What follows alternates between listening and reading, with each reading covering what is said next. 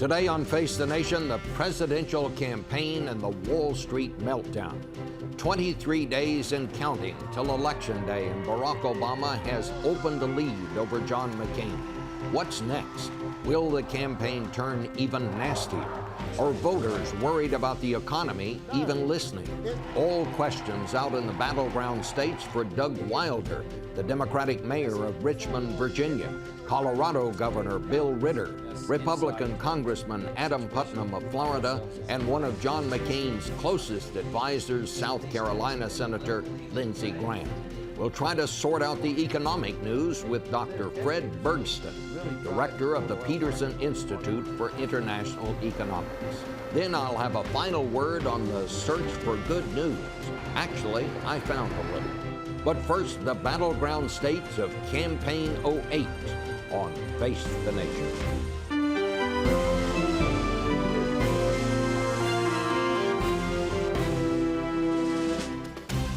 Face the Nation with CBS News Chief Washington Correspondent Bob Schieffer. And now from CBS News in Washington, Bob Schieffer. And good morning again. Well, it is still a close race, but anyway you cut it, the news for Barack Obama this morning is good news. Two polls, the Hotline and Newsweek, now show Obama with a double-digit lead nationally, and he is leading by smaller margins in the other national polls. The news from the battleground states is also good for Obama. He has leads in Florida, in Virginia, and Colorado, all states that went Republican last time, and he is in the margin of error in North Carolina, which also went for Bush the last time. Among the key states that John Kerry won for the Democrats last time, Obama has opened what one poll says is a double-digit lead in Pennsylvania. McCain is still up by a little in the key state of Ohio. No Republican, of course, has won the presidency without Ohio. And McCain is still up in Missouri. To talk about where it all goes from here, first let's go to Lindsey Graham, one of Senator McCain's closest advisors. Senator, the good news for Senator McCain today, well, there doesn't seem to be very much of it, but is there some good news out there for him? Yeah, I think we're going to have a debate Wednesday where John can be able to show the public where he will take this economy that's hurting by keeping your taxes low and not increasing spending, and compare the records of Senator Obama when it comes to taxing and spending, and use the debate with you to make sure that America knows that this candidate, Senator Obama, who's masquerading as a centrist, is anything but a centrist when it comes to taxing, spending, and social policy. And at the end of the day, I think we're going to be choosing between two candidates who have a different view of where to take America. And the one thing I would like to say about this week is I think the campaign hit an all-time low from my point of view when you have a statement issued by John Lewis from Georgia saying that Senator McCain and Sarah Palin are conducting themselves in a way like George Wallace, inspiring hatred, is an absolute offense to people like me who are close friends of John McCain, to all of his supporters, and we're not going to be intimidated by this playing the race card simply because Senator Obama's record has been attacked in a very fair way. The rhetoric and the record don't match when it comes to Senator Obama, and this is not going to work. It may have worked with the Clintons, but it's not going to work with us. Well, I think, Senator, you'd have to admit that in some of these rallies, the campaign, the mood has turned rather sour. Some people would say quite mean. Just Friday, when Senator McCain was at one rally, one man got up and said he was scared of an Obama presidency. Senator McCain had to tell him, no, you don't need to be scared. And when he said that, people booed. And then there was this. Listen to this. I can't trust Obama. I have read about him, and he's an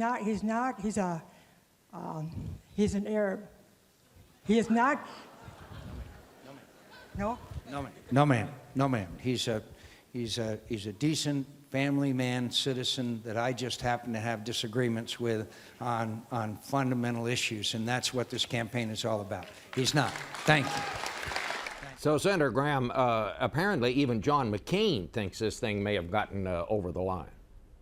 Well, let me tell you about being over the line. Millions of dollars of money have been spent by Obama against Senator McCain, attacking stem cell research proposals that are quite frankly a lie. His campaign is awash with money because he broke his word. He opted out of public funding. We can't be responsible for what one person says at a rally surrounded by 1,000, but John McCain has never conducted himself in any way to incite hatred. He has compared his record to that of Senator Obama in a fair way, in a firm way, and will keep doing it. But the idea that John McCain and Sarah Palin are conducting themselves like George Wallace is just incredibly offensive to me and all those who support Senator McCain, and we're not going to take this. All right, we're going to challenge Senator Obama's record versus his rhetoric. All right, well, let's get another point of view here. Doug Wilder, former governor of Virginia, now the mayor of Richmond. Good. Has the McCain campaign gone over the line? You know, when you hear Senator Graham say that they can't be responsible for one person putting the cover all over the McCain campaign, yet he just put Obama down because of what John Lewis had to say. This campaign is about change. It's about bringing the American people into be a part of what's going on. And I think a lot of people see it. You mentioned at the first outset of this program that things aren't going too well for the McCain campaign. And why? They're not talking about issues. They're not talking about resolving those issues. They're not talking about making life better for the American people. They're not talking about what to do with the economy, to rebuild our infrastructure, to build roads and bridges, and how to put people together rather than to divide them. I don't think it's important to determine who went over, who didn't go under. The American people are really concerned is who is with them. It's amazing when you look at what's going on and the young people who are involved. Driving up here from Richmond today, I see all of the bumper stickers on people, and I look to see who's driving those vehicles. They're not African Americans. They're not necessarily minority groups. People recognize that this country has not gone in the right direction in the last 7.5 years. All right, well, let's go down to Florida, Tampa. Congressman Adam Putnam is down there. He's part of the Republican leadership in the House of Representatives, Republican. Congressman, is this about the economy or is it about some of these other things? Well, you know, clearly here in Florida, this is virtually ground zero for the economic and housing anxiety that's out there. And there is a deep well of support for John McCain. John McCain was the only man who went to the last debate with specific proposals to relieve some of the anxiety on the average homeowner. John McCain has deep support among the military retirees who've settled here in Florida. He has great support in Southeast Florida among the pro-Israel community, and here in the I-4 corridor, which is my congressional district, the swing district of a swing state, he is polling a number of points ahead of Barack Obama, this is an area, this area between Tampa and Orlando, that he has to win the state. But he doesn't seem to be leading. Well. He doesn't seem to be leading in the Florida polls overall. I mean, it's my understanding that Obama has opened a small lead down there. Obama has had a good couple of weeks and has opened up a small lead, but we have a long way to go, and I think John McCain is going to retake that momentum with this upcoming debate.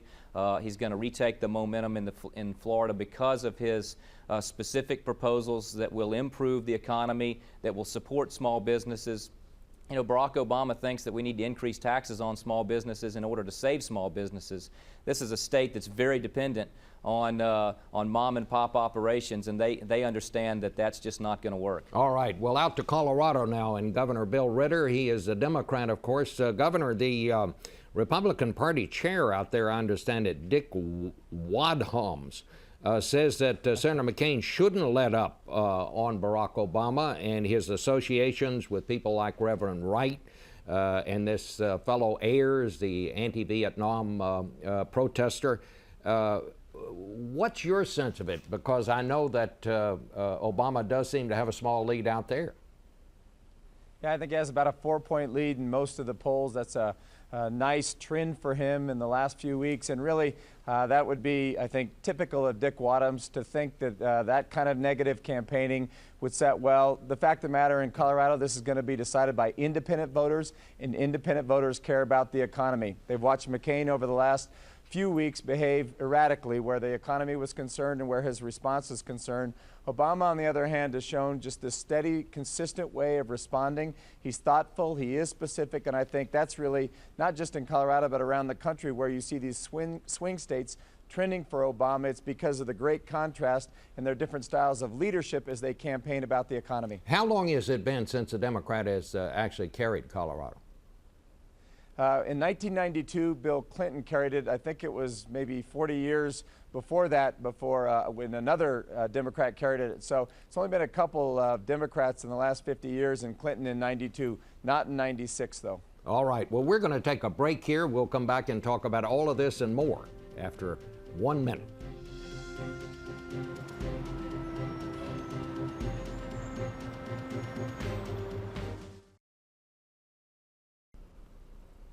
And we're back again with our people in key states. Senator Graham, Mike Allen of Politico says that Senator McCain is considering unveiling some new economic proposals. Do you know anything about that? Yeah, we're going to talk this afternoon, but I think it goes along the lines that now's the time to lower tax rates for investors, capital gains tax, dividend tax rates, to make sure that we can get the economy jump-started. The worst thing we could do now, Bob, is to increase federal spending and increase taxes on small business like Senator Obama would propose, or mandate from the federal government health care requirements on individuals and business with fines if you don't comply. So it will be a very comprehensive approach to jumpstart the economy by allowing capital to be formed easier in America by lowering taxes. But no more bailouts. Yeah, what we believe, the $700 billion that will be interjected into the economy needs to go to Main Street, not just Wall Street. So if you're in a home now where you owe more on the home than the home's worth, adjustable rate mortgages are coming into play now. We'd give people a chance for primary residents to refinance your home at the actual value, so that you would not owe more than the home is worth, and give you a fixed rate to help you make the payments and help our economy. I think that's a very wise move at this time. All right, well, we'll wait and see what this turns out to be. I want to go back to you, Governor Wilder. You know, Barack Obama has this lead, but a lot of people say that when a minority candidate is on the ballot, that voters don't always tell the truth to pollsters, that sometimes they do in the booth after that curtain is closed what they have not told the pollster that they're going to do. Do you see any of that effect here at play? I see it diminishing. And the reason that I pointed out to the people that I see supporting Senator Obama and how they identify the numbers of people who've contributed, it happened in my election. I had double-digit poll numbers, but I want to point to you that in my election, my internal polls had me no higher than plus or minus 2 all throughout. I knew it was going to be close.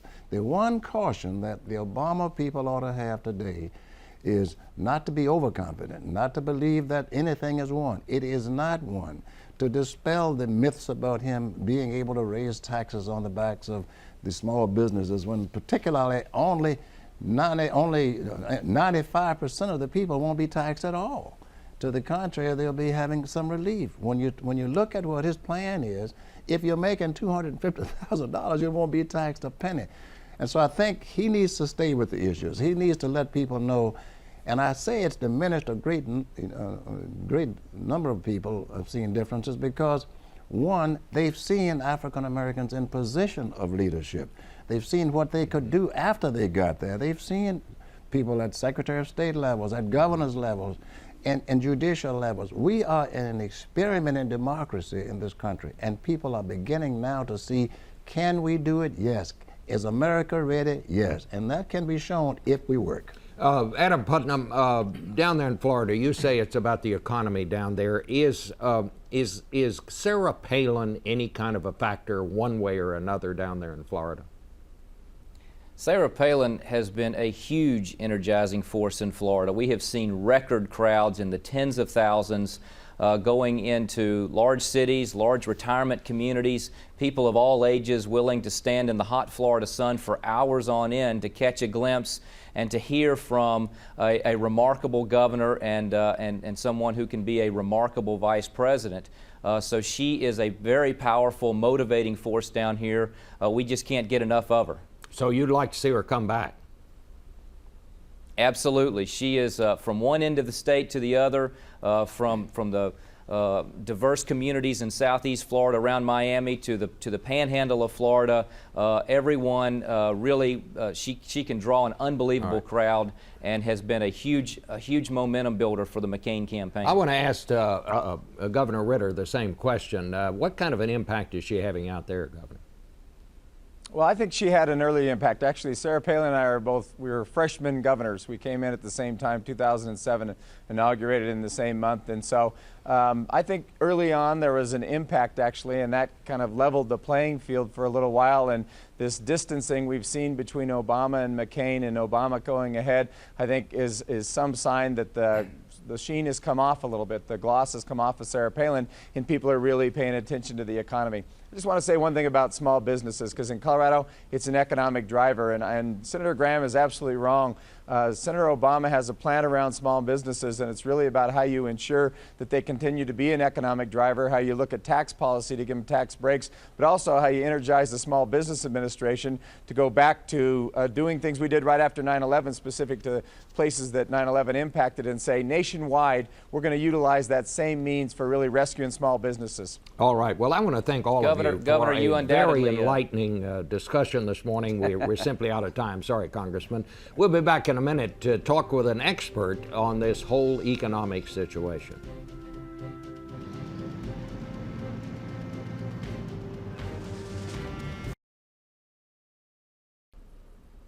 With us now is Dr. Fred Bergston. He's director of the Peterson Institute for International Economics. He's been meeting with the finance ministers from the major industrial companies that have been here in Washington meeting. I saw one thing that said you were perhaps the most quoted international economist. Where are we, Doctor? Are we in a recession? Are we headed toward a recession? The United States is almost certainly in a recession. I don't think we're headed toward a world recession, though we're clearly slowing down. What we are is in the midst of a crisis of confidence. The financial markets are near panic. They need reassuring steps from the governments and the central banks to get them back into a positive mode. The governments and central banks need to take a series of very specific measures to get the credit markets functioning again, to get the banks lending again, to get the economy moving forward again.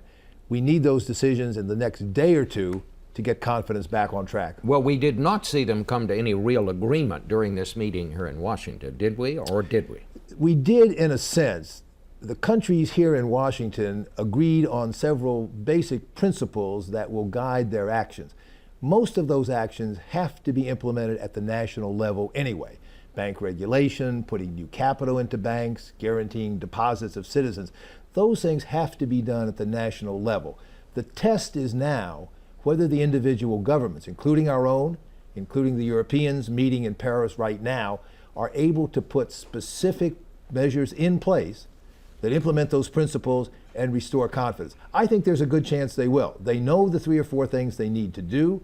I have good confidence that they will put them in place over the next few hours.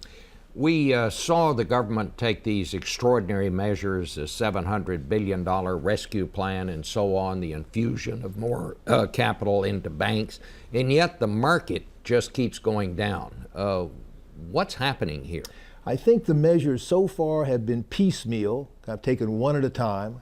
They've been done purely at the national level, not coordinated internationally, and they have not been explained and communicated very well. Part of that's understandable. This has happened so fast. But they have to now put a comprehensive package in place at each national level, indicate how they fuse together in terms of restoring global confidence. That's the trick, and I think there's a good chance that they will do it. But that'll be the test. We have to see that now over the next day or two and going into next week. I suppose nobody can answer this with any certainty, but is it your sense that the market is beginning to bottom out, or is there more bad news ahead? I think there's both. I think there is still bad news ahead, particularly in terms of the economic turndown.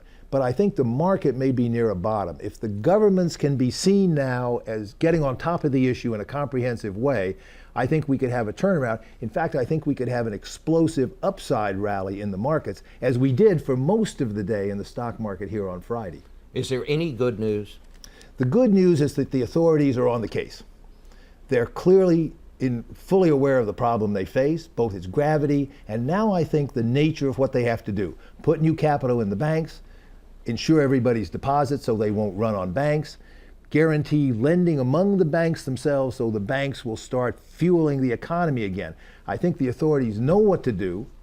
I think they are now in a position to do it and do it on a comprehensive basis, on an international basis. This is a global crisis. We have to have a global comprehensive response.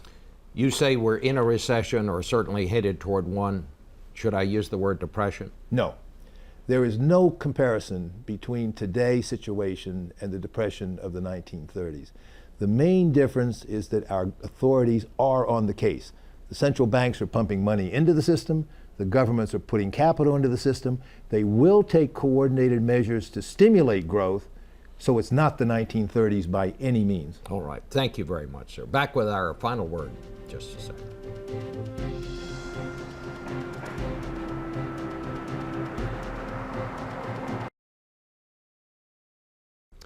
And finally today, I actually found a little good news this week. It wasn't easy. It wasn't on the front page, of course, but deep inside yesterday's New York Times, there was a story about a new exhibit at the New York Public Library that tells how successful the tobacco industry has been over the years at conning us into smoking. That's good news, yes, because we have come to understand what a con it was and how far the industry was willing to go to convince us to smoke. The exhibit gave an example. In 1929, when only loose women were thought to smoke, the industry put a PR man named Edward Bernays on the case. He convinced 10 genteel ladies to smoke cigarettes while marching down Fifth Avenue in the Easter parade. The newspapers ate it up, pictures appeared across the country, and suddenly it was acceptable for ladies to smoke outdoors. And of course they did. Today, 1/5 of all American women still smoke, and they have come full circle. In most places, they can only smoke outdoors, and the young of both sexes crowd the sidewalks of our big cities. The heartening thing, of course, is that smoking is not nearly as popular as it once was, and most of us have figured it out, that smoking is the single most preventable cause of death, that the third of all cancer deaths are caused by smoking. But what a con it was, and what saps we were to buy it for so long. That's it for us. We'll see you next week right here on Face the Nation.